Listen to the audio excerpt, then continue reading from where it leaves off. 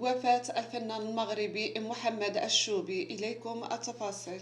توفي صباح اليوم الجمعة 2 ماي 2025 الفنان المغربي محمد الشوبي عن عمر ناهز 61 عاما بعد معاناة طويلة مع مرض في الكبد.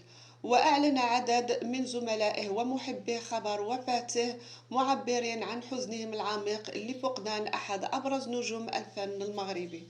ولد محمد الشوبي في 4 ديسمبر 1963 بمدينة مراكش، وبدأ مسيرته الفنية في أواخر السبعينيات من خلال المسرح الهوات، قبل أن يلتحق بالمعهد العالي للفن المسرحي والتنشيط الثقافي بالرباط.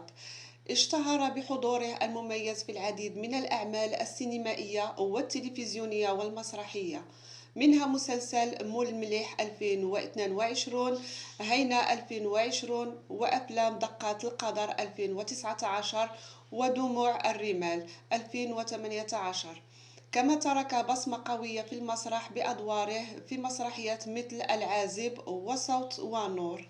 عانى الشوبي خلال السنوات الأخيرة من مضاعفات صحية على مستوى الكبد أدت إلى تردده المتكرر على المستشفيات، وكان آخرها نقله إلى المستشفى العسكري بالرباط في أبريل في حالة حرجة.